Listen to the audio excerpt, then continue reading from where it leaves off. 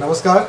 आज के इस क्लास में हम लोग बात करने जा रहे हैं ईयर प्लानर के बारे में। Instructional plans, year plan, unit plan और लेसन प्लान के बारे में। किसी भी स्कूल में जब हम लोग पठन पाठन का काम करते हैं और जब पूरा टीचिंग लर्निंग प्रोसेस जब चलता है, तब वहाँ पर जो लेसन प्लान होता है, उसके ऊपर जो यूनिट प्लान होता है और उसके ऊपर जो आपका जो ईयर प्लान होता है, वो बहुत इम्पोर्टेंट पार्ट होता है। तो आज हम लोग इस पर चर्चा करेंगे।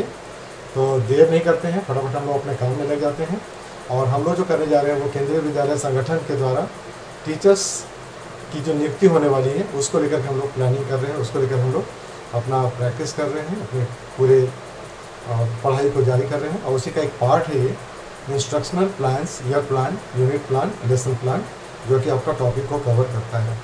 तो आज हम लोग बात करने जा रहे हैं कि वर्ष योजना क्या होता है, वार्षिक योजना कैसे बनाते हैं, इकाई पाठ योजना कैसे बनाते हैं, या फिर जो पाठ योजना होता है पीरियड वाइज कैसे बनता है। दीर्घकालीन नियोजन जो है आपके पास, वो क्या होता है?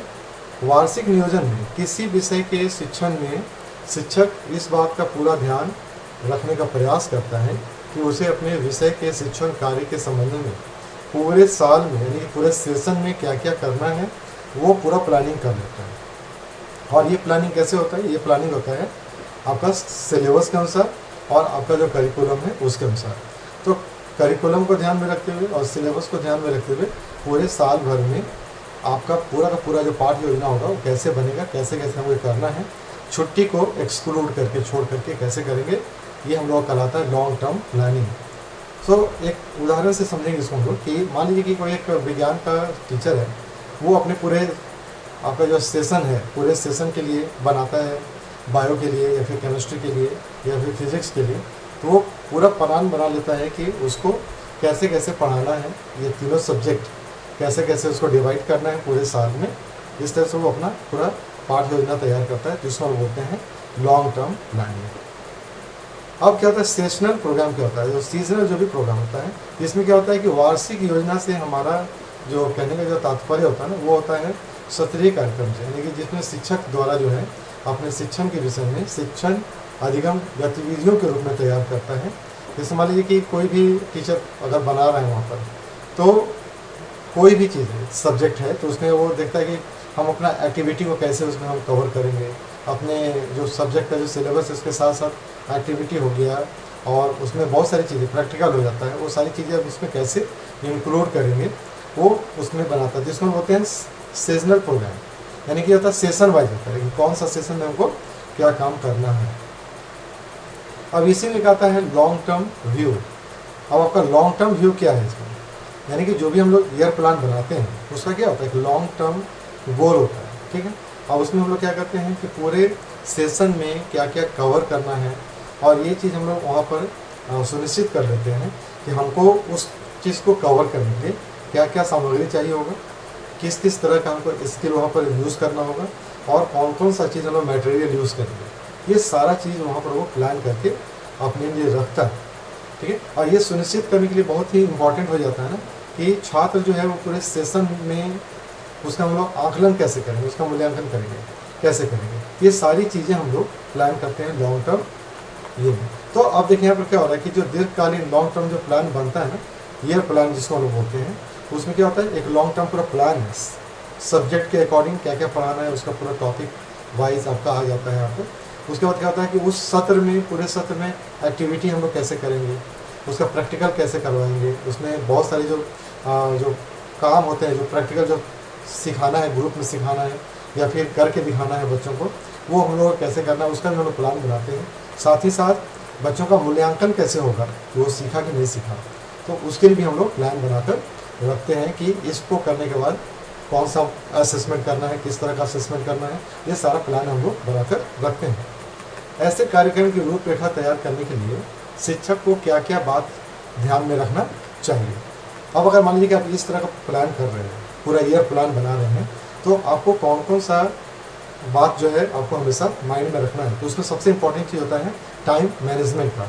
यानी कि एक शिक्षक को क्या करना है, पूरे सत्र के दौरान, पूरे साल के दौरान जो आपका सब्जेक्ट है उसमें आपको डिसाइड करना होगा कि आपके पास टाइम कितना है। यानी कि पूरे साल में आपके पास वर्किंग डे कितना है वो आपको निकालना पड़ेगा। तो कैसे निकालेंगे हम लोग, उसमें जो भी आपको छुट्टी दिया गया है, सैंक्शन किया गया है पूरे साल भर में, वो सारी छुट्टी को आप माइनस करेंगे, संडे को माइनस करेंगे, जितने भी आपके हॉलीडेज हैं सबको आप माइनस करने के बाद आपके पास पूरा टोटल वर्किंग डे मिल जाएगा साल का। तो ये सुनिश्चित करना होगा कि इतना ही जितना भी आपको उपलब्ध वर्किंग डे है, उस वर्किंग डे में आप कौन कौन सा सामग्री यूज़ करेंगे, किस किस एक्टिविटी को आप रखेंगे कि टाइम जो आपको मिला है पूरे सेशन का उसमें आपका सारा काम हो जाए, यानी कि आपका पूरा सिलेबस भी कवर हो जाए और आपने जो प्लान बनाया है वो पूरा कंप्लीट हो जाए। अब यहाँ पे एक उदाहरण देख लेते हैं कि एक शिक्षक को अगर मान लीजिए कि अमेरिकी इतिहास पर एक इकाई को पढ़ाने के लिए अगर उसको 180 दिन दिया जाता है, तो उन्हें अपने पाठों की योजना इस प्रकार से बनानी चाहिए कि वो सुनिश्चित कर पाए कि उस समय सीमा के अंदर उसका सारा का सारा जो वो पढ़ाने जा रहा है यूनिट को, वो ख़त्म हो जाना चाहिए। ठीक है, तो वो आपको टाइम मैनेजमेंट करना पड़ेगा। दूसरा है नंबर ऑफ़ पीरियड्स। एक साल में शिक्षक को कुल कितने पीरियड्स मिलेंगे या कुल कितना समय मिलेगा, ये आपको लिख करके रखना होगा। वो आपको सुनिश्चित कर लेना है कि वर्किंग डे इतना है तो आपको नंबर ऑफ़ पीरियड्स कितना मिलेगा पूरे साल में, और उसके अनुसार आप क्या करते हैं, अपनी पूरी सामग्री को, अपने पूरे कौशल को उसी समय सीमा के अंदर आपको कवर करके रखना है, उसी समय सीमा के अंदर आपको प्लान करना है ख़त्म करने के लिए। ठीक है, अगर मान लीजिए कि एक शिक्षक जो पढ़ा रहे हैं अमेरिकी इतिहास, एक इकाई को पढ़ाने के लिए अगर हम उसको 30 पीरियड देते हैं, है ना, तो उन्हें उसी समय सीमा के अंदर सारी चीज़ को ख़त्म कैसे करना है, इसके लिए उनको पूरा पाठ योजना तैयार करना पड़ेगा। तीसरा आता है विषय की प्रकृति और कार्यक्षेत्र, nature and scope of the subject. अब यहाँ पर क्या आता है कि टाइम मैनेजमेंट आपने कर लिया, नंबर ऑफ़ पीरियड्स भी आपने कर लिया। अब आपके पास आता है कि उसका नेचर और स्कोप क्या है सब्जेक्ट का, आप जो सब्जेक्ट पढ़ा रहे हो वो किस तरह का है। यानी कि एक शिक्षक को पाठ्यक्रम में शामिल विषयों की संख्या, इन विषयों में शामिल सामग्री, छात्रों को प्रदान किए जाने वाले सीखने के अनुभव के प्रकार के संबंध में विषय की प्रकृति और उसका जो दायरा है, उसका जो एरिया है, वो हमको ध्यान में रखना चाहिए।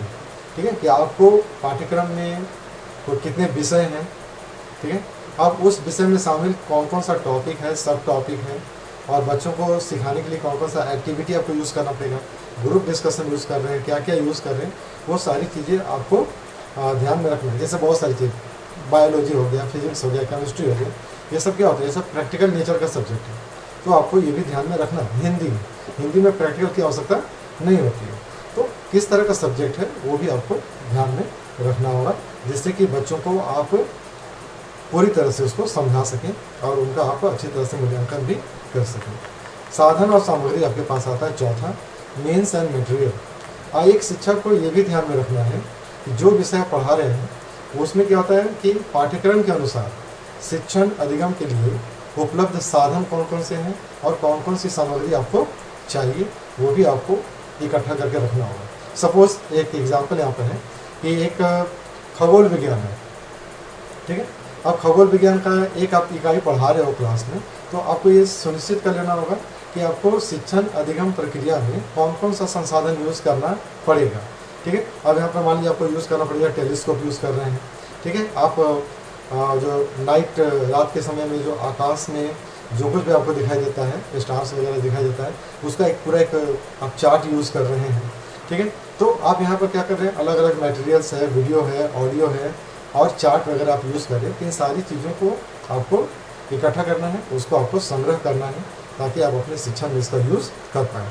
तो ये 4 चीज़ होती हैं जो आपको पहले से प्रिपेयर करके रखना चाहिए। तो जब भी हम लोग कोई ईयर प्लान बनाते हैं तो ईयर प्लान बनाने के साथ साथ हम लोगों को इन 4 चीज़ों पर भी फोकस करना है कि आपके पास क्या क्या होना चाहिए। टाइम मैनेजमेंट करना होगा, आपको अपना पीरियड का मैनेजमेंट करना होगा, कितना पीरियड है और हर पीरियड कितने मिनट का है, ये भी आपको पता करना है, उसके अनुसार आपको तैयार करना है। नेचर और स्कोप क्या है सब्जेक्ट का, वो जानना चाहिए। साथ ही साथ कौन कौन सा मटेरियल और कौन कौन सा ये आप सामग्री यूज़ करेंगे, उसको भी आपको ध्यान में रखना है। चलिए बात करें हम लोग यूनिट प्लान के बारे में।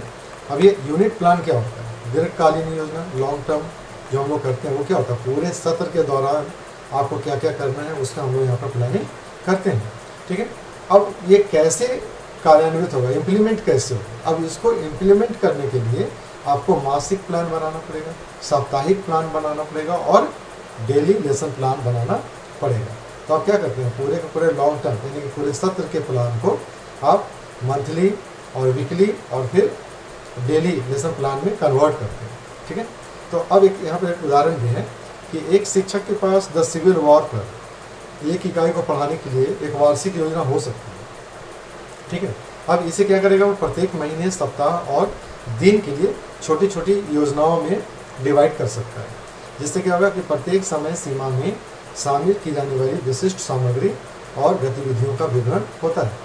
अब क्या क्या किया कि एक पूरे साल में जो पढ़ाना था उसको ये क्या कर रहे हैं, महीने में, सप्ताह में और डेली में उसको डिवाइड कर रहे हैं। जब आप डेली में करेंगे तो आपको क्या करना पड़ेगा कि उस डेली जो आपका टीचिंग लर्निंग जो प्रोसेस होगा उसमें कौन कौन सा चीज़ आपको यूज़ करना है वो भी आपको यहाँ पर प्लान करके रखना पड़ेगा। यूनिट प्लान कैसे होता है, अब यूनिट प्लान का जो विभाजन है और इसका जो इम्प्लीमेंटेशन है, ठीक है, अभी भी एक और तरीका है जिससे हम लोग यूनिट प्लानिंग शब्द से जानते हैं। और यूनिट प्लानिंग का अर्थ क्या होता है कि पाठ्यक्रम को कुछ इस तरह से हम लोग परिभाषित कर देते हैं और सार्थक इकाइयों में विभाजित कर देते हैं, जिससे क्या होता है कि शिक्षण कार्य का जो योजना बनेगा वो आपका और भी सार्थक हो जाता है। ठीक है, अब मान लीजिए कि एक इतिहास का शिक्षक है, पाठ्यक्रम को प्राचीन इतिहास, मध्यकालीन इतिहास और आधुनिक इतिहास 3 भाग में डिवाइड कर दिया। ठीक है, अब ये क्या हो गया उसका, वो मासिक भी हो सकता है, त्रिमासिक भी हो सकता है, और उसको ये क्या करेगा फिर प्राचीन इतिहास को भी वो साप्ताहिक में और डेली में डिवाइड कर सकता है। इसको बोलते हैं यूनिट प्लानिंग बोलते हैं इसको। ठीक है, सार्थक और अच्छी तरह से परिभाषित इकाइयाँ जो होती है, meaningful and well defined unit. अब इसमें क्या होता है कि अब हम लोग क्या कर रहे हैं कि जो भी हम लोग बना रहे हैं इसमें प्रत्येक इकाई जो होता है, जो भी हमको सामग्री चाहिए वो हम लोग रख लेते हैं, लेकिन हम लोग क्या कर रहे हैं, मीनिंगफुल और वेल डिफाइंड यूनिट तैयार कर रहे हैं। ठीक है, अब उदाहरण के लिए मान लीजिए प्राचीन इतिहास, अब इसमें इकाई क्या क्या निकलेगा, मिस्र निकल जाएगा, मेसोपोटामिया निकल जाएगा, सिंधु घाटी सभ्यता निकल जाएगा, चीन की प्राचीन सभ्यताओं को भी हम इसमें कवर कर सकते हैं। जबकि मध्यकालीन इतिहास में क्या क्या आ जाएगा, यूरोप आ जाएगा, एशिया आ जाएगा और मध्य युग के बारे में हम लोग कवर कर सकते हैं। हम लोग क्या कर रहे हैं यहाँ पर यूनिट प्लान कर रहे हैं। ठीक है, यानी कि हम उसको पूरे प्राचीन इतिहास को अलग अलग यूनिट में तोड़ रहे हैं। अब इसको मैं एक चीज़ और यहाँ पर समझ सकते हैं हम लोग यहाँ पर कि H.C. मॉरिसन 1961 शिक्षा में एक इकाई संबंधित और अर्थपूर्ण गतिविधियों की एक व्यापक श्रृंखला को संदर्भित करता है, जो छात्रों के लिए विशिष्ट सीखने के लक्ष्यों और उद्देश्यों को प्राप्त करने के लिए डिज़ाइन की गई है। और इन गतिविधियों का उद्देश्य क्या होता है, महत्वपूर्ण शैक्षणिक अनुभव प्रदान करना, जिससे कि छात्रों में क्या होता है, एक उचित व्यवहारिक परिवर्तन अपने आप आ जाता है। उदाहरण के यहाँ पर तौर पर देख सकते हैं क्या, इतिहास की कक्षा में अमेरिकी क्रांति पर एक इकाई में प्राथमिक स्रोत दस्तावेजों को पढ़ना, राजनीतिक कार्टूनों का विश्लेषण करना, छात्रों को क्रांति के कारण और उसके परिणामों को समझाने में मदद करने के लिए नकली बहस में भाग लेना शामिल हो सकता है। ठीक है, तो इस इकाई का एक स्पष्ट उद्देश्य क्या होगा, छात्रों को प्राप्त करने के लिए उद्देश्यों का सेट होगा आपके पास। ठीक है, गतिविधियां छात्रों को सामग्री को समझने और स्वयं के जीवन से संबंध करने में मदद करने से ये सारी चीज़ें अपने आप जुड़ जाती हैं। तो जब आप इन सब चीज़ों को जोड़ेंगे अपने लेसन प्लान के साथ में, तो अपने आप क्या होता है, बच्चों को सेल्फ लर्निंग के लिए भी हम लोग उसको मोटिवेट यहाँ पर कर सकते हैं। चलिए अब हम लोग बात करते हैं क्या कि अब विश्लेषण करते हैं हम लोग कि जितने भी हम लोगों ने ऊपर में देखा उन सब चीज़ों को हम लोग किस प्रकार से विश्लेषित कर सकते हैं।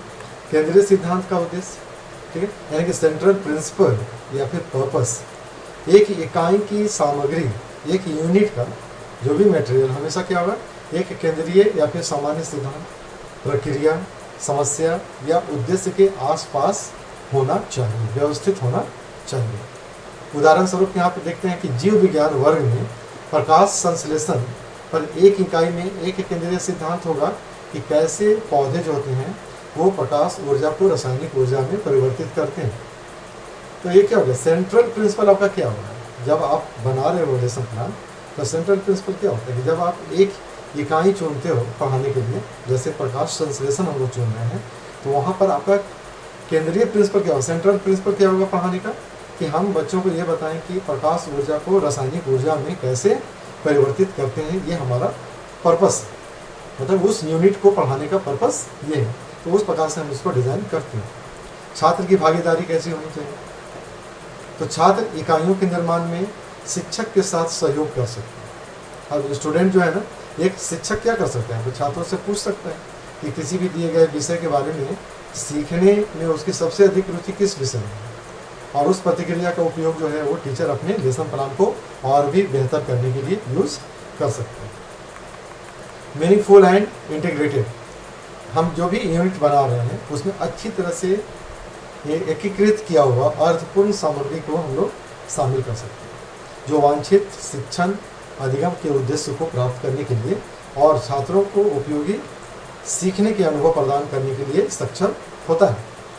अब यहाँ पर एक उदाहरण देखते हैं कि द अमेरिकन रेवोल्यूशन पर एक इकाई में न केवल युद्ध की घटनाओं के बारे में बल्कि हम उनके कारण और उनके परिणामों पर भी चर्चा करते हैं, और इसके कारण जो दुनिया पर जो प्रभाव पड़ा उसको भी इसमें हम लोग शामिल करते हैं। इससे क्या होता है कि एक आप मीनिंगफुल और एक इंटीग्रेटेड, ठीक है, इंटीग्रेटेड नॉलेज जो है, ज्ञान जो है आप बच्चों को दे रहे हैं, ठीक है। तो ये भी आपका यहाँ पर ज़रूरत, मतलब ये भी आपका ज़रूरी यहाँ पर हो जाता है कि आप जब भी कुछ बना रहे हैं तो वो मीनिंगफुल होना चाहिए और आपस में एक दूसरे से जुड़ा हुआ होना चाहिए। निरंतरता और व्यापकता, कंटिन्यूटी एंड कॉम्प्रिहेंसिवनेस, एक इकाई की विषय वस्तु या सामग्री निरंतरता और व्यापकता का प्रतिनिधित्व करते रहने चाहिए, ठीक है। यानी कि जो किसी विशेष समस्या, विषय या ज्ञान क्षेत्र से संबंधित एक उचित समझ या समझ को व्यक्त करता है। यानी कि आप जो कुछ भी बना रहे हो, जो भी आप यूनिट तैयार कर रहे हो, वो क्या होना चाहिए, कंटिन्यूटी में होना चाहिए। जब आप एक यूनिट से दूसरे यूनिट में आप जाते हो तो एक दूसरे से जुड़ा हुआ होना चाहिए, ठीक है। तो ये सारी चीज़ें होती है। एक उदाहरण के तौर पर आप समझ सकते हैं यहाँ पर कि सौर मंडल पर एक इकाई में न केवल हम लोग ग्रह के बारे में बल्कि उनकी कक्षाओं के बारे में, सूर्य और उनके प्रभावों के बारे में और अंतरिक्ष अन्वेषण के इतिहास के बारे में भी चर्चा कर सकते हैं, ठीक है। तो ये क्या है, ये आपस में एक दूसरे से जुड़े हुए भी हैं और कंटिन्यूटी में भी हैं और एक बहुत ही कॉम्प्रिहेंसिव नॉलेज प्रोवाइड करता है। संपूर्ण और पूर्ण उपखंड, यानी कि wholesome and complete sub division. अब एक इकाई समृद्ध शैक्षणिक अनुभव प्रदान करने में उपयोगी होता है और सार्थक पाठ्यक्रम की सामग्री के एक पूर्ण और पूर्ण उपखंड का प्रतिनिधित्व करता है। यहाँ पर एक उदाहरण देखते हैं क्या है कि नागरिक अधिकार आंदोलन पर एक इकाई ऐतिहासिक घटनाओं का हो सकता है, प्रमुख आंकड़ों और समाज पर प्रभाव का एक पूर्ण और अर्थपूर्ण अध्ययन यहाँ पर किया जा सकता है। यानी कि वो संपूर्ण होना चाहिए, जो भी आप यूनिट पढ़ा रहे हैं वो एक कंप्लीट इंफॉर्मेशन होना चाहिए, ठीक है। जिससे क्या होता है कि आपको उसको तोड़ करके किसी और यूनिट में ले जाने की आवश्यकता नहीं पड़ेगी। अब यहाँ पर देखते हैं कि यूनिट फॉर्मेशन जो होता है ना किसी भी पार्टिकुलर सब्जेक्ट में कैसे करते हैं, ठीक है। तो अब यहाँ पर क्या करना है कि यूनिट फॉर्मेशन के लिए पाठ्यक्रम का पालन करना, सिलेबस को आपको फॉलो करना है कि एक विषय शिक्षक को क्या करना है कि जो भी आपका सिलेबस दिया गया है और उसमें जो भी आपको इकाइयाँ दिए गए, यूनिट दिया गया है, उसको ही आपको एक्सेप्ट करना है और उसी के अनुसार आपको अपना इकाई का निर्माण करना है, ठीक है। उदाहरण के लिए क्या है कि एक अंग्रेजी कक्षा में पाठ्यक्रम में क्या है, व्याकरण भी होता है, वोकैबुलरी भी होता है और पढ़ने की समझ जैसे विषय शामिल हो सकते हैं। अब शिक्षक को क्या करना है यहाँ पर कि इन सभी विषयों को अलग अलग इकाई के रूप में प्रयोग करके आप इसको और भी ज़्यादा विशिष्ट बना सकते हैं और इससे क्या होगा कि आपको मूल्यांकन करने में आसानी होगा। विषय का समायोजन, कॉम्बाइनिंग टॉपिक्स, एक विषय शिक्षक को क्या चाहिए कि आप सभी इकाइयों का जो गठन करते हैं उससे जो आपको मिल रहा है सामग्री और उससे जो बच्चे सीखेंगे उसको ध्यान में रखते हुए क्या करना है आपको कि पाठ्यक्रम के जितने भी टॉपिक हैं वो सभी टॉपिक्स को आपको कंबाइन करके रखना है, जोड़ करके आपको रखना है, ठीक है। संबंधित विषयों का समायोजन, कंबाइनिंग रिलेटेड टॉपिक्स। एक विषय शिक्षक जो भी है, जो पाठ्य योजना तैयार कर रहे हैं, उनको चाहिए कि वो छात्रों की प्रकृति, सामाजिक और सांस्कृतिक वातावरण में उनके दैनिक उपयोग में पाई जाने वाली समानताओं को ध्यान में रखते हुए अपने शिक्षण विषय से संबंधित विभिन्न विषयों को एक इकाई में जोड़ करके रखें, ठीक है। अब यहाँ पर एक उदाहरण समझिए हम लोग कि विज्ञान की कक्षा में पाठ्यक्रम में क्या दिया हुआ है, ऊर्जा दिया हुआ है, मौसम दिया हुआ है, जलवायु दिया हुआ है। अब इन विषयों को आप क्या करेंगे, एक इकाई में जोड़ सकते हैं। जैसे पृथ्वी विज्ञान, जो छात्रों के प्राकृतिक, सामाजिक और सांस्कृतिक वातावरण में ऊर्जा, मौसम और जलवायु के दैनिक उपयोग को भी सेंट्रलाइज करता है, उसको वो वहाँ पर दिखाता है। अब यहाँ पर क्या हो रहा है कि जितने भी हम लोग अभी ऊपर में बात किए हैं, तो एक विषय शिक्षक को क्या चाहिए कि पाठ्यक्रम को इकाइयों में विभाजित करते समय निम्न बातों का ध्यान रखें। तो जब भी हम लोग ऊपर वाली चीज़ों को ध्यान में रखते हुए और अपने लिए तैयार कर रहे हैं, अलग अलग यूनिट तैयार कर रहे हैं, प्लान तैयार कर रहे हैं, तो कौन कौन सा चीज़ आपको ध्यान में रखना है। यहाँ भी पहले के जैसा लॉन्ग टर्म जैसा यहाँ भी आपको टाइम मैनेजमेंट रखना है ध्यान में आपको, और ये ध्यान में रखना है कि आपका जो पाठ योजना बनेगा वो कंप्लीट होना चाहिए और मीनिंगफुल होना चाहिए, और ये क्या होना चाहिए, सूटेबल होना चाहिए स्टूडेंट्स के लिए, यानी कि स्टूडेंट्स का एज के अकॉर्डिंग होना चाहिए।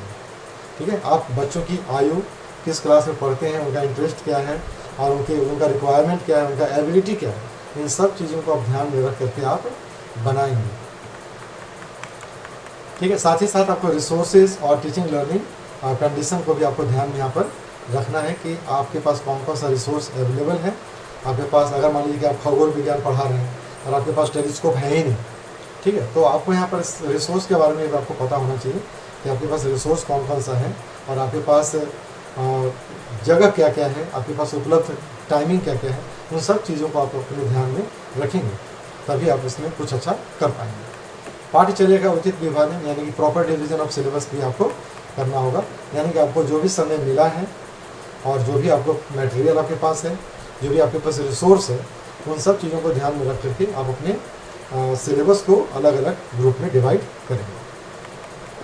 Alignment with teaching learning objective.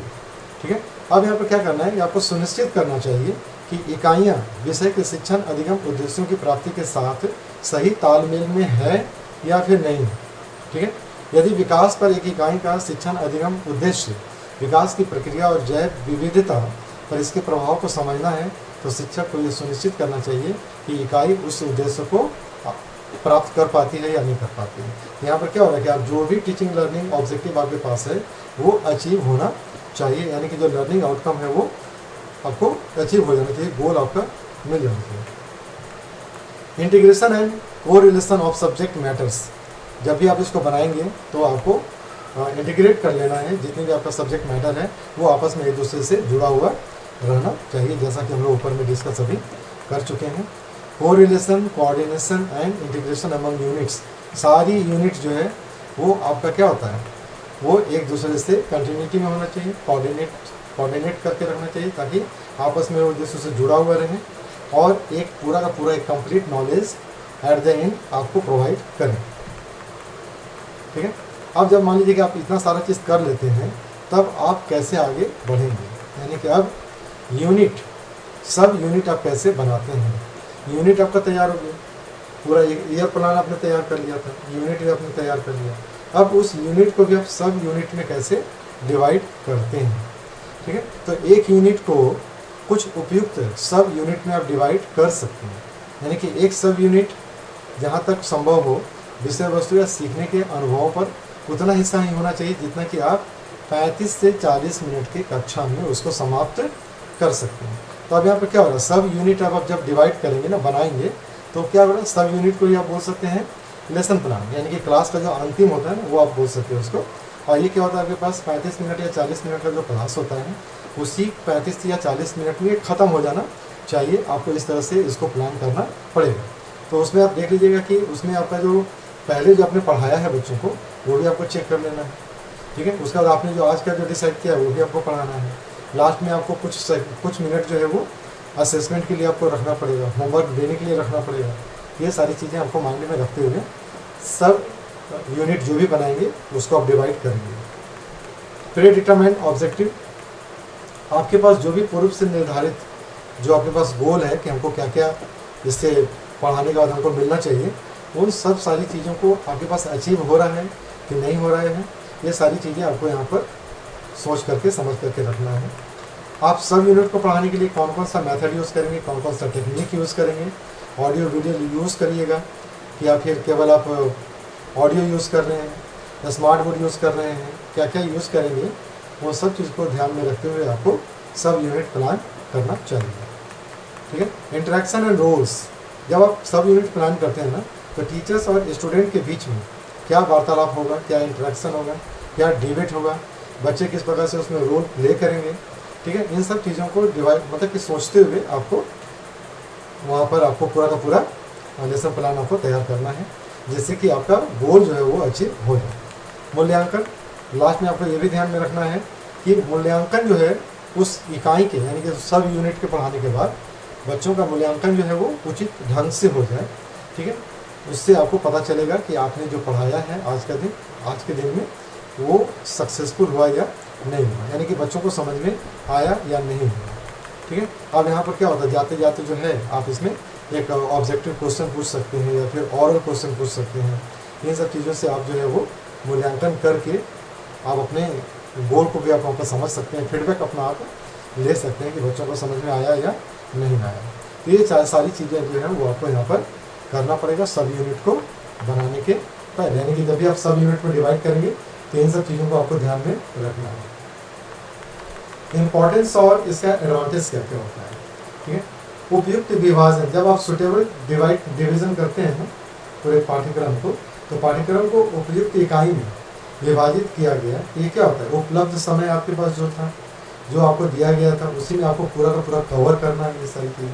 तो इसका लाभ क्या हो जाता है कि सुटेबल डिवीज़न होता है, जितना आपके पास टाइम है उसके अनुसार अपने पाठ्यक्रम अपने पास तैयार किया है, जिससे क्या होता है पूरा का पूरा पाठ्यक्रम जो है ना, जो आप लेसन प्लान बनाए हैं वो आपका उसी दिन समाप्त हो जाता है, ठीक है। इसको आपको फिर किसी और दिन ले जाने की ज़रूरत नहीं पड़ती है। मीनिंगफुल होल्स, यानी कि आपको क्या होता है पूरा का पूरा विषय वस्तु सिखाने में आपको बहुत आसानी होता है, और बच्चे भी इसको मनोवैज्ञानिक दृष्टिकोण से अगर हम देखें तो बच्चे भी इसको अच्छी तरह से समझ पाते हैं, ठीक है। बिहेवियरल ऑब्जेक्ट, इकाई योजना जो होती है ना, यूनिट प्लान जो होता है ना, वो क्या करता है, व्यवहारात्मक दृष्टि से इकाई के शिक्षण अधिगम उद्देश्य के निर्माण पर उचित बल देता है। इससे क्या होता है कि दोनों का प्रयास, जो टीचर का और स्टूडेंट का, दोनों का प्रयास यहाँ पर सार्थक रूप से कंप्लीट होता है। मेथड एंड स्ट्रेटजीज, और इकाई नियोजन क्या होता है, शिक्षक क्या करता है, उपयोग की जाने वाली जितनी भी उनकी जो स्ट्रेटजी है, उनका जो प्लानिंग होता है, उनको वो अच्छी तरह से समझ पाता है कि हम आज क्या करने जा रहे हैं और हम क्या करेंगे और कैसे करेंगे, और उसको करने के लिए क्या क्या हमें चाहिए होगा। ये सारी चीज़ें उनके अंदर में प्लान हो जाता है। क्यों? क्योंकि वो छोटा सा एक यूनिट होता है, ठीक है। तो इससे क्या होता है उनको अपना सक्सेसफुल क्लास कंप्लीट करने में मदद मिलता है। ऑर्गेनाइजेशन एंड सिस्टमाइजेशन, जब आप इकाई शिक्षण योजना प्लान करते हैं, इससे क्या होता है आपका एक पूरा यूनिट और सब यूनिट जो होता है ना, सीखने और सिखाने के लिए बहुत अच्छी तरह से कारगर होता है। और इसमें हम लोग क्या करते हैं, एक शिक्षक जो होता है वो अपने दायित्व को पूरी तरह से मेंटली और प्रोफेशनली पूरा कर पाता है, ठीक है। जब आप पूरे यूनिट को छोटे छोटे सब यूनिट में डिवाइड करते हैं तो क्या होता है कि आपका जो यूनिट सब यूनिट है ना, वो क्या होता है इंटरेस्टिंग हो जाता है और बच्चों को समझ में भी आता है, बच्चे उसको अच्छी तरह से ग्रहण कर पाते हैं। मूल्यांकन, इवैल्यूएशन करने में भी आपको आसानी होता है। और रेमेडियल इंस्ट्रक्शन क्या होता है कि इससे क्या होता है ना कि बच्चे अगर कुछ नहीं समझ पाए, किसी चीज़ में उनको अगर दिक्कत हो रहा है, तो आपको पता चल जाता है कि बच्चों को पार्टिकुलर इसी टॉपिक में या इसी सब टॉपिक में दिक्कत हो रहा है, जिससे क्या होता है कि आप उसका रेमेडी अच्छी तरह से कर पाते हैं। उनका आप दोबारा रिवीजन करवा सकते हैं, रेमेडियल दे सकते हैं, उनको आप दोबारा समझा सकते हैं, ठीक है। रिव्यू एंड कैप्सुलाइजेशन, ठीक है। जब आप सब यूनिट बना देते हैं ना, तो इससे क्या होता है आप इसका रिव्यू अच्छी तरह से कर पाते हैं, ठीक है। यानी कि पूरी सामग्री को पूरी तरह से समझने में आपको आसानी हो जाती है, बच्चों को भी आसानी हो जाती है। और इससे क्या होता है कि बच्चों का जो एबिलिटी होता है, जो क्षमता होता है लर्निंग का, वो बहुत स्ट्रांग हो जाता है। और daily lesson plan, daily lesson plan करता है इकाई योजना उचित और उपयुक्त दैनिक पाठ योजना के लिए मार्ग प्रशस्त कर देता है। जब आप इस तरह का काम करते हैं तो आप डेली लेसन प्लान जो बनाएंगे वो आपका ब्लूप्रिंट हो गया ऊपर में, है ना। तो जो भी ब्लूप्रिंट आपको ऊपर में मिला है उसके आधार पर जब आप डेली लेसन प्लान बनाएंगे तो आप देखेंगे कि आपको पढ़ाने में बहुत आसानी हो रही है और बच्चों को पढ़ने में भी बहुत आसानी हो रही है। अब इसका डिमेरिट और लिमिटेशंस क्या क्या होता है, ठीक है। निर्माण, डिफ़िकल्टी इन फॉर्मुलेशन, इसका डिफ़िकल्टीज कहाँ आ रहा है यहाँ पर कि पाठ्यक्रम की जो सामग्री को अर्थपूर्ण और पूर्ण इकाई और उप इकाई में विभाजित करना कोई आसान काम नहीं होता है, ये बहुत ही टफ काम होता है। यानी पूरे साल भर के करिकुलम को, सिलेबस को जब आप डिवाइड करोगे यूनिट में और सब यूनिट में, ये इतना आसान काम नहीं होता। पहले छुट्टी डिसाइड करना, फिर पीरियड डिसाइड करना, और फिर उसको यूनिट और सब यूनिट में डिवाइड करना, उसके लिए मटेरियल क्या क्या चाहिए, उसके लिए प्लानिंग करना, इतना आसान काम नहीं होता। थोड़ा सा ये लेंदी काम नहीं है, ठीक है। लॉजिकल एंड सिक्वेंशियल डेवलपमेंट, स्कूली पाठ्यक्रम के किसी भी विषय में शिक्षण और निर्देशात्मक कार्य को अक्सर एक सुव्यवस्थित और अनुक्रमिक तरीके से विषय वस्तु के उपचार की आवश्यकता होती है। यानी कि जब भी कोई काम कर रहे हो आप, तो इन सब चीज़ों को करने के लिए आपके पास पूर्व ज्ञान भी होना चाहिए, कौशल भी होना चाहिए, ये सारी चीज़ें आपके पास होनी चाहिए, ठीक है। अब क्या होता है कि जब आप पूरे के पूरे सिलेबस को व्यवस्थित करते हो तो हमको क्या होता है कि विषय का जो पहुंच होता है, उसका जो लॉजिक है, उसको भी हम लोगों को यहाँ पर देखना पड़ता है, ठीक है। तो अब यहाँ पर क्या होता है कि शिक्षक और छात्र के लिए शिक्षण और जो सीखने का जो अपना उनका जो काम होता है, ये अधिक कठिनाई पैदा करता है, ठीक है। तो आपको यहाँ पर भी इसको देखना पड़ेगा। एक शिक्षक जो है वो कितना विशेषज्ञ है अपने सब्जेक्ट का, और वो कितना मेहनत करता है, कितना टाइम दे रहा है, ये सारी चीज़ें इस पर डिपेंड करती है। तीसरा क्या आ रहा है लिमिटेशन है कि रिस्ट्रिक्शंस ऑन फ्रीडम। कभी कभी क्या होता है, टीचर्स के ऊपर प्रेशर होता है। किस चीज़ का प्रेशर होता है कि आपको ये काम नहीं करना है, ठीक है। आपको सीखने के अनुभव, विधियाँ, संसाधन, बहुत सारी चीज़ें ऐसी होती है ना, कहीं कहीं पर बदल जाता है, बदला हुआ मिलता है, ठीक है। आप जैसा प्लान करते हो वैसा होता नहीं है, तो वो क्या होता है, वो उनके फ्रीडम पर रोक लगाता है, ठीक है। तो इन सब चीज़ों से भी आपकी रचनात्मकता पर असर पड़ता है। शिक्षक की जो मौलिक पढ़ाने का जो ओरिजिनल पढ़ाने का जो उसका टेंडेंसी है ना, उसको इफेक्ट करता है, प्रभावित करता है, ठीक है। प्लानिंग बिकम्स एन एंड, नियोजन एक अंत बन जाता है। इकाई नियोजन क्या होता है, शिक्षक को नियोजित योजना के कार्यान्वयन के लिए बहुत अधिक सचेत कर सकता है, क्योंकि शिक्षण अधिगम उद्देश्य की प्राप्ति के लिए नियोजन से साधनों के बजाय एक लक्ष्य बन जाता है। अब यहाँ पर क्या होता है कि जो आप लेसन प्लान बनाते हो ना, वही आपका एक लास्ट टॉपिक बन जाता है। यानी कि लेसन प्लान को इंटीग्रेट बहुत लोग नहीं कर पाते हैं अपने अगले लेसन प्लान के साथ में, या मंथली के साथ में, या वीकली के साथ में। तो ये भी एक प्रॉब्लम यहाँ पर आता है कि आप एक लेसन प्लान को दूसरे लेसन प्लान के साथ में, चाहे वो वीकली हो, मंथली हो या ईयरली हो, उसको कैसे आपको लिंक करना है आपस में, वो भी एक दिक्कत बन जाता है। इससे क्या होता है कि कभी कभी जो आपने पढ़ाया आज का टॉपिक, वो एक सिंगल यूनिट बनकर रह जाता है। टाइम बाउंड टीचिंग, आपको क्या करना है, एक दिए हुए समय के अंदर ही आपको सब कुछ पढ़ाकर ख़त्म करना है। तो छात्र और शिक्षक के पास कोई रास्ता नहीं बचता है कि आपके पास टाइम फिक्स है, इसी टाइम के समय में आपको सब कुछ कर लेना है।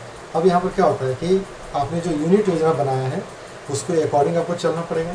यानी कि आपके पास क्या होता है कि रास्ते से भटकने का जगह नहीं होता है। आपने जो प्लान किया है उसके अकॉर्डिंग ही आपको चल करके इसको ख़त्म कर देना, क्योंकि आपके पास टाइम लिमिट है और सीमित है, ठीक है। चलिए हम लोग यहाँ पे देख लेते हैं कि पाठ योजना होता क्या है, लेसन प्लान क्या होता है। हम लोग यहाँ पर क्या कर रहे हैं कि मैं आपको पूरा डिटेल में लेके चल रहा हूँ, जिससे कि आपका जो कॉन्सेप्ट होगा ना, वो पूरा क्लियर हो जाए।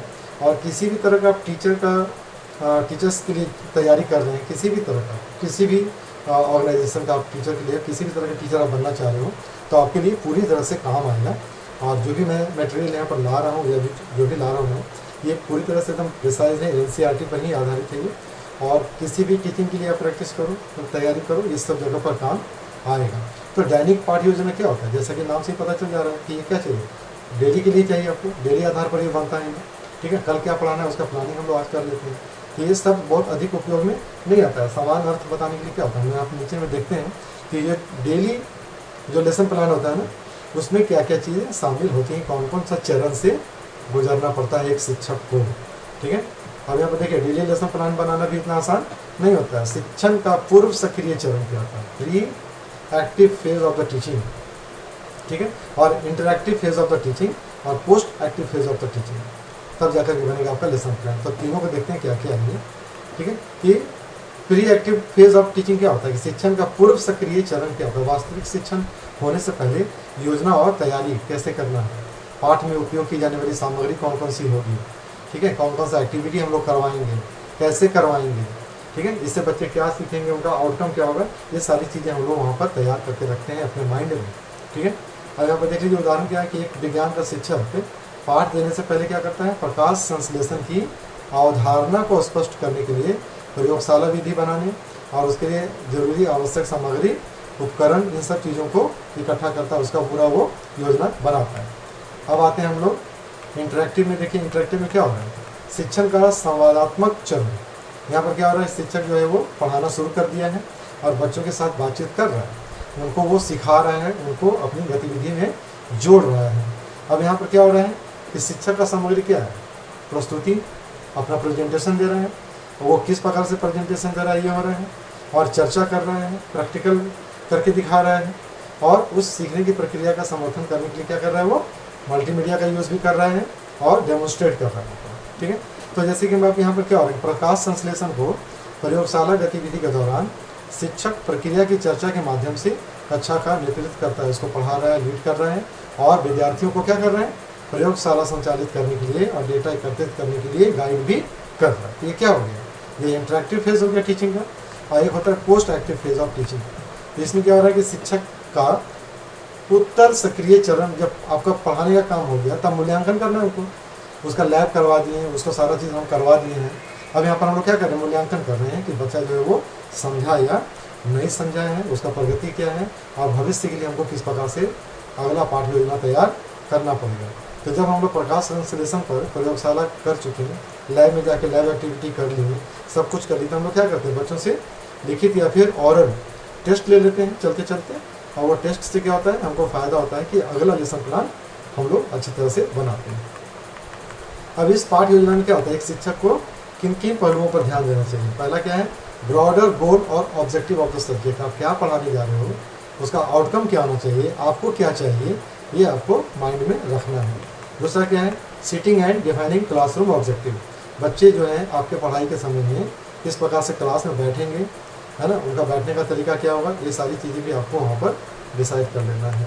तीसरा क्या है, organisation of relevant subject matter, है आपको क्या करना होगा वहाँ पर कि अपने पाठ्य के उद्देश्य की प्राप्ति के लिए जो जो सामग्री चाहिए, जो जो इन्फॉर्मेशन चाहिए, वो आपको वहाँ पर रख लेना है, अच्छी तरह से तैयार करके रखना है, जैसा कि मैं आपके लिए करता हूँ यहाँ पर। ठीक है, तो उसी तरह से आपको भी अपना करना है। शिक्षण पद्धति, रणनीति, अंतःक्रिया और प्रबंधन के बारे में आपको डिसीजन लेना है, किसी के बारे में टीचिंग मेथड आपका कैसा होगा, स्ट्रेटजी आप क्या क्या कर रहे हैं, प्लान कर रहे हैं, इंटरेक्शन आप बच्चों के साथ कैसे करेंगे, और क्लासरूम मैनेजमेंट, टाइम मैनेजमेंट आप कैसे करेंगे, ये सारी चीज़ें आपके माइंड में होनी चाहिए। लास्ट में क्या होगा, पढ़ाने के बाद मूल्यांकन आप कैसे कीजिएगा, ये भी आपके दिमाग में होना चाहिए कि छात्रों को पढ़ाने के बाद उसका आकलन हम लोग कैसे करेंगे, मूल्यांकन कैसे करेंगे, वो भी आपको होना चाहिए। नहीं तो पता चलेगा कि आपने पढ़ा करके निकल गए और बच्चे समझ में आया, उनको नहीं आया, ये सारी चीज़ें आपको छूट जाएंगी। तो ये भी आपका दिमाग में आपको रखना है। अब डेली लेसन प्लान क्या हो रहा है, सारी चीज़ें सेम चीज़ है ये कि जो भी हम लोग ऊपर में किए हैं वो सब कुछ आपका भी यहाँ भी वही काम कर रहा है ये कि आपको प्रिंसिपल ऑफ क्लियरिटी होना चाहिए, जो आपका ऑब्जेक्टिव है वो क्लियर आपको होना चाहिए। Mastery over the subject matter and related activities, आपके पास विषय वस्तु पर पकड़ होना चाहिए। ठीक है, और आप जो भी पढ़ा रहे हैं उसमें बच्चों का एक्टिव पार्टिसिपेशन होना चाहिए। और लास्ट में फीडबैक जो होता है वो आपको बताएगा कि किस प्रकार से रीइंफोर्समेंट करें आप बच्चों को कि नहीं करें। ठीक है, बच्चे समझे या नहीं समझे, अगर नहीं समझे तो उनको फिर आप कैसे समझाएंगे, इसके लिए आपको प्लान करने में आसान होता है। साथ ही साथ क्या होता है कि आपको यहाँ पर देख लेना है कि आपके पास रिसोर्स अवेलेबल है कि नहीं है, कक्षा का कंडीशन क्या है, ये सारी चीज़ें पर। ठीक है, और उसके अलावा आपको देखना है कि principle of knowledge of entry behaviour, एक शिक्षक को पाठ के विषय से संबंधित छात्रों के पूर्व ज्ञान, कौशल और दृष्टिकोण का नॉलेज होना बहुत ज़रूरी होता है। और आप छात्र को किस प्रकार से प्रेरित कीजिएगा, किस प्रकार से मोटिवेट कीजिएगा अपने लेसन को सीखने के लिए, ये भी आपको यहाँ पर ध्यान में रखना है। पाठ आपका रुचिकर कैसे बने क्लास में, आपका बच्चा जो है आपसे कैसे कनेक्टेड रहेगा, ये भी आपको लेसन प्लान में बना करके रखना है, तैयार करके रखना है। शिक्षण विधि क्या होगा आपके पास, किस प्रकार से आप उनको पढ़ाने जा रहे हैं, किस प्रकार से आपका टेक्निक क्या होगा, स्ट्रैटेजी क्या होगा, ये आपको प्लान करना है। और आपका क्लास फ्लेक्सिबल होना चाहिए, लचीला होना चाहिए, इस तरह पर भी आपको ध्यान देना है। लचीला कहने का मतलब क्या होता है, लचीला कहने का मतलब होता है कि बच्चे आपके क्लास में बहुत ज़्यादा संघर्ष न करें सीखने के लिए, वो ईजिली सीख जाए, जो भी आप सिखा रहे हैं उनको बहुत आसानी से समझ में आ जाए। ठीक है, तो अगर मान लीजिए बच्चे कंफ्यूज हो रहे हैं तो आपका क्लास क्या हो गया, वो फ्लेक्सिबल नहीं है। ठीक है। बच्चों का उचित मूल्यांकन आपको कर लेना है, ये भी आपको जानना है वहाँ पर, और कैसे आपका क्लासरूम कंट्रोल रहेगा, डिसिप्लिन आपका कैसे रहेगा, इस पर भी आपको ध्यान देना होगा। Need and importance of lesson planning. अब लेसन प्लानिंग का आवश्यकता क्यों पड़ता है, इसका महत्व क्या है, इस पर भी एक नज़र डाल लेते हैं हम लोग कि दैनिक पाठ योजना जो भी होता है, लेसन प्लान जो होता है, उसका एडवांटेज हम लोग क्यों इसकी ज़रूरत पड़ती है, क्योंकि ये क्या करता है कि आपके ऑब्जेक्टिव को क्लियर कर देता है। जो भी आप पढ़ाने जा रहे हो वो आपको बता देता है कि आपका लक्ष्य क्या है पढ़ाने का, ठीक है। दूसरा क्या होता है, ये चाइल्ड सेंटर्ड होता है ना। आप क्या करते हो, बच्चों की अभिरुचि आवश्यकता के अनुसार आप तैयार करते हैं, डिज़ाइन करते हैं। ये क्या होता है कि वो बच्चों के अनुरूप होना चाहिए, ठीक है। सीखने के लिए क्या होता है, बच्चों को प्रेरित करें और उनके अंदर में वो इंटरेस्ट पैदा करें, ऐसा आपका होना चाहिए, इसलिए इसकी ज़रूरत पड़ती है। विषय वस्तु और सीखने के अनुभव का उचित चयन और उसका ऑर्गेनाइजेशन आपको करना चाहिए, जिससे कि बच्चे अच्छी तरह से सीख सकें और आपका पढ़ाना जो है वो सार्थक हो जाए, इसके लिए इसकी आवश्यकता पड़ती है। विषय वस्तु पर महारत हासिल करना, जब आप लेसन प्लान बना करके पढ़ाएंगे तो क्या होता है, आप उस सब्जेक्ट टॉपिक पर मास्टरी हासिल कर लेते हैं, ठीक है। और छात्र के सामने आप जो भी पढ़ा रहे हैं उसका प्रेजेंटेशन आप बहुत ही अच्छे ढंग से कर पाएंगे, प्रॉपरली कर पाएंगे, जिससे कि टीचर्स भी जो है अपना जो नॉलेज है वो इम्प्रूव करते हैं और बच्चे जो है वो भी आपको बेहतर ढंग से समझ पाते हैं और आपका डिमांड वहाँ पर बढ़ता है। साथ ही साथ क्लासरूम में जो भी प्रॉब्लम हो रहा है बच्चों का, कक्षा उस पाठ योजना यानी उस पाठ को समझने में, उसको भी आप आसानी से समझ भी सकते हैं और उसका सॉल्यूशन भी आप निकाल सकते हैं, ठीक है। Fixation of acquired knowledge and skill. आप क्या कर सकते हैं, बच्चों के अधिग्रहित, बच्चों को जो स्किल है, उसका जो नॉलेज है, उसको आप वहाँ पर क्या कर सकते हैं, और भी सुदृढ़ कर सकते हैं और उसको आप आगे बढ़ने में मदद कर पाते हैं।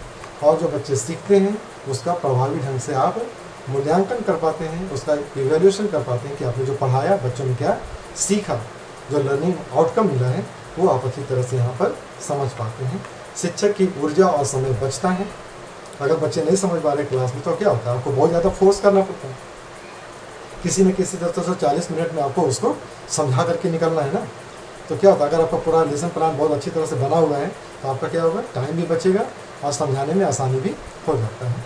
इससे आपका कॉन्फिडेंस बढ़ेगा, बच्चों का भी बढ़ता है और आपका भी बढ़ता है। अब यहाँ पर देखिए अप्रोच क्या होता है, लेसन प्लानिंग का अलग अलग जो दृष्टिकोण है वो क्या होता है। ब्लूम टेक्सोनॉमी होता है, ब्लूम टेक्सोनॉमी जितने भी हम लोग बीएड में पढ़ चुके हैं हम लोग सब।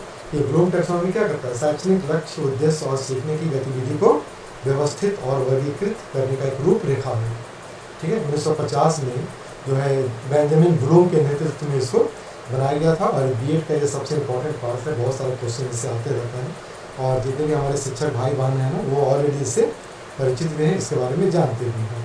तो ये किस प्रकार से संज्ञानात्मक गतिविधि का प्रतिनिधित्व करता है, याद रखना, रिमेम्बरेंस और समझ, अंडरस्टैंडिंग, अप्लाइंग, एनालाइजिंग, इवेल्युएटिंग और क्रिएटिंग, इनका एक पूरा का पूरा ब्लूम टेक्सोनॉमी का एक पूरा पिरामिड है जो आप लोग अच्छी तरह से जानते हैं। और पाठ योजना में जो आपके पास जो अप्रोचेज है लेसन प्लानिंग का, वो क्या होता है, बैकवर्ड डिज़ाइन, डिज़ाइन के द्वारा समझना, विभेदित निर्देश, प्रोजेक्ट आधारित शिक्षा, पूछताछ पर आधारित शिक्षा, ये सारी चीज़ें जो है उस पर काम आती हैं। ये उनका एक अपना एक अलग दृष्टिकोण था ब्लूम टेक्सोनॉमी का। अब एक आ रहा है इसमें हार्वर्टियन दृष्टिकोण भी है, ठीक है ना। हार्वर्टियन दृष्टिकोण जैसे हार्वर्ड साइमन जो है उन्होंने इसको बनाया था, उनके दृष्टिकोण के रूप में ये जाना जाता है। और ये क्या करता है, जो वास्तविक दुनिया की समस्याओं को सुलझाने की गतिविधि के माध्यम से समस्या को सुलझाने और निर्णय लेने के कौशल के डेवलपमेंट पर जोर देती है।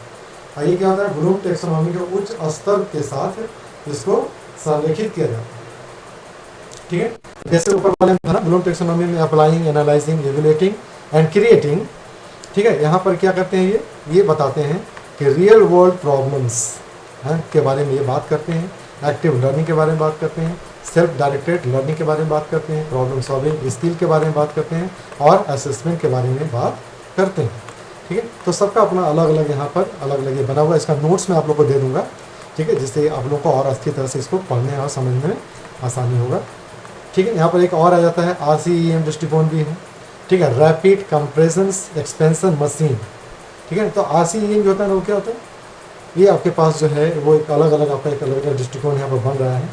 और ये क्या बताता है कि ये शिक्षा के लिए प्रणालीगत दृष्टिकोण की अवधारणा का उपयोग करता है यहाँ पर। ये अब कुल मिला जुला करके क्या हो गया, ये 3 पहलू हैं, तत्व, चरण, इनपुट प्रक्रिया और आउटपुट प्रक्रिया, इस दृष्टिकोण में शामिल होता है।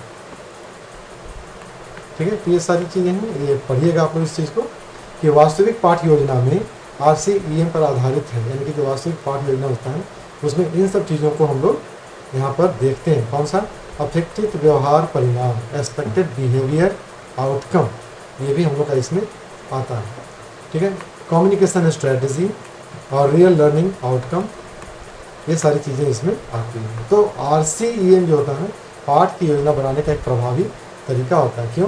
क्योंकि यह शिक्षक को उन विशिष्ट व्यवहार, विधि, परिणाम पर ध्यान केंद्रित करने में मदद करता है जिन्हें छात्रों को प्राप्त कर लेना चाहिए। ठीक है, ये पहलू जो भी है यहाँ पर दिख रहा है, ये सब क्या होता है यहाँ पर मिलते जुलते हैं सब। तो अपेक्षित व्यवहार परिणाम ये सब ऑलरेडी आप लोग पढ़े हुए हैं, नोट्स में है, इसको मैं दे दूँगा यहाँ पर। एक और आता है ग्लोबेरियन दृष्टिकोण जो होता है ना, ग्लोबेरियन जो अप्रोच है उसमें क्या होता है, स्टूडेंट सेंटर्ड अप्रोच को ये प्रमोट करता है, emphasise on student activity and initiative को ये प्रमोट करते हैं, फ्लेक्सिबिलिटी को ये बढ़ावा देते हैं, उनका ये वकालत करते हैं। कि ये सारी चीज़ें हैं, इनका एक दृष्टिकोण है यहाँ पर। तो पाठचर्या बनाने समय इन सभी दृष्टिकोणों का जो है हम लोग यहाँ पर ध्यान में रखते हैं। आपको जो अच्छा लगता है आप उसमें चूज़ कर सकते हैं। Criteria of effective lesson planning, ठीक है, क्या क्या क्राइटेरिया यानी कि प्रभावी पाठ योजना का मानदंड कौन कौन सा है। रिटन फॉर्म, एक प्रभावी पाठ योजना हमेशा लिखित रूप में होना चाहिए। ठीक है, तो एक पाठ योजना टेम्पलेट बनाना जिसमें कि उसका उद्देश्य लिखा रहता है, कौन कौन सा मटेरियल यूज़ कर रहे हैं, कौन कौन सा प्रोसेस यूज़ कर रहे हैं, और इवेल्यूशन करेंगे, कैसे करेंगे, उसका आउटकम क्या होगा, ये सारी चीज़ें उसमें लिखी रहती है। इंस्ट्रक्शनल ऑब्जेक्टिव, आप उसमें लिख देते हैं कि क्या ऑब्जेक्टिव आपका है, क्या आप ऑब्जेक्टिव जो है अचीव कर पाएंगे अपने इस लेसन के बाद में। क्या क्या टीचिंग एड आप यूज़ कर रहे हैं वो भी इसमें लिखा रहता है। और एजम्पशंस अबाउट एंट्री बिहेवियर, ठीक है, इसमें हम लोग ये भी लिखते हैं कि प्रवेश व्यवहार के बारे में धारणाएं विशेष रूप से बताई जानी चाहिए, इसके परीक्षण प्रक्रिया का भी उल्लेख किया जाना चाहिए। तो ये सारी चीज़ें हैं। अब इसमें क्या होता है, बच्चों का प्रियर नॉलेज क्या होता है उसके बारे में आप लिख दीजिए कि बच्चों को ये आना चाहिए इस लेसन प्लान को करने के लिए, इस लेसन को करने के लिए। ठीक है, और उसके बाद इनका क्या क्या होगा वो सारी चीज़ें आपको पता होनी चाहिए, उस भी आपको लिखना पड़ेगा। इंट्रोडक्शन और प्रस्तावना आपको देना है इसमें। Importance of the topic, topic के महत्व को आपको बताना है। सब्जेक्ट मैटर सिलेक्शन, कैसे आपने वहाँ पर विषय वस्तु को ठीक से चयन किया है कि नहीं किया है, प्रस्तुत कैसे कर रहे हैं, उसको इम्प्लीमेंट कैसे कर रहे हैं, वो सब कुछ आपको लिखना है। तरीका क्या यूज़ कीजिएगा, टेक्निक क्या यूज़ कीजिएगा, डिवाइस कौन कौन यूज़ करेंगे वो भी आपको लिखना है। स्टूडेंट का इंटरेक्शन कैसे होगा वो भी आपको लिखना है। कंसिडरेशन ऑफ फैक्टर्स, कौन कौन से कारक हैं उस पर भी आपको यहाँ पर ध्यान देना है। ठीक है, सीखी गई सामग्री का निर्धारण कैसे आप कीजिएगा वो भी है। ब्लैक बोर्ड का कैसे यूज़ करना है। ठीक है, कैरेक्टर ऑफ इंडिविजुअल्स डिफरेंसेस, इससे विद्यार्थियों की व्यक्तिगत भिन्नताओं को ध्यान में रखते हुए वो भी आपको ध्यान में रखना है कि अलग अलग बच्चा कैसे इसको अलग अलग समझेगा, इन सब चीज़ को ध्यान में रखना है। साथ ही साथ सबसे अंत में आपको ये ध्यान में रखना है ये आपस में को रिलेट कैसे करेगा, इसको आप इंटीग्रेट कैसे करेंगे अलग अलग लेसन प्लान के साथ में, यानी कि अन्य विषयों को सीखने और प्रतिदिन के कामकाज से संबंधित गतिविधि को करने के लिए इसका कैसे उपयोग किया जाना चाहिए। ठीक है, तो जो भी पाठ्य की सामग्री है वो वास्तविक दुनिया से कैसे रिलेट करेगा, कैसे जुड़ेगा, ये भी आपको यहाँ पर ध्यान में रखना है। तो ये जो 14 हम लोग यहाँ पर देख रहे थे, ये 14 जो है वो क्या है, क्राइटेरिया है। इफेक्टिव लेसन प्लान तैयार करने के पहले आपको ये क्राइटेरिया है, इसको आपको माइंड में रखना है। ठीक है, और अगर आप प्रैक्टिकली इसको आप करते हैं तो आप एक सबसे बेस्ट टीचर के रूप में आप जाने जाएंगे अपने स्कूल में, जहाँ पर बच्चे आपको बहुत ज़्यादा खोजेंगे, चाहेंगे, ये करेंगे। तो ये था आपके पास ईयर प्लान करने के लिए, लेसन प्लान करने के लिए। तो ईयर प्लान होता है, उसके बाद फिर आपका वो मंथली प्लान हो, चाहे फिर वो आपके पास 3 महीने का हो या फिर 6 महीने का हो। ठीक है, तो जिस तरह से प्लान करते हैं आप लोग, तो लॉन्ग टर्म गोल के साथ साथ आपके पास ये डिवाइडेड है। क्वार्टरली गोल भी आपके पास है, एक वीकली गोल भी आ जाता है, और एक आपके पास डेली लेसन प्लान भी आता है। ये सारी चीज़ें आपको समझ में आ गया होगा। और हम लोगों ने देख लिया कि इसके क्या क्या क्राइटेरिया हैं, क्या क्या इसका डिमेरिट और मेरिट है, लिमिटेशंस क्या क्या है, बहुत सारी चीज़ें हम लोग यहाँ पर देखे हैं। तो आज के लिए इस लेसन में इतना ही। ये सब का सब टॉपिक जो है वो टीचिंग लर्निंग से जुड़ा हुआ है और ये सब का सब आपका एग्जामिनेशन में काम आएगा और जो मार्क्स है वो आपका बहुत ज़्यादा स्कोरिंग होता है इसमें, जिसलिए आपको अच्छी तरह से पढ़ना चाहिए और इसको देखते रहिए। अगर पाठ अच्छा लगा हो, आज का लेसन अच्छा लगा है, समझ में आया है, तो चैनल को लाइक कर लीजिएगा, सब्सक्राइब कर लीजिएगा, दूसरों को भी बता दीजिएगा करने के लिए। और ऊपर में एक बेल आइकन होता है, उसको दबा दीजिएगा, जिससे कि जब भी मैं वीडियो अपलोड करूँगा तो आपको अपने आप पता चल जाएगा। आज के लिए बस इतना ही, फिर हम लोग मिलेंगे अगले क्लास में एक नए टॉपिक के साथ में। तब तक के लिए नमस्कार।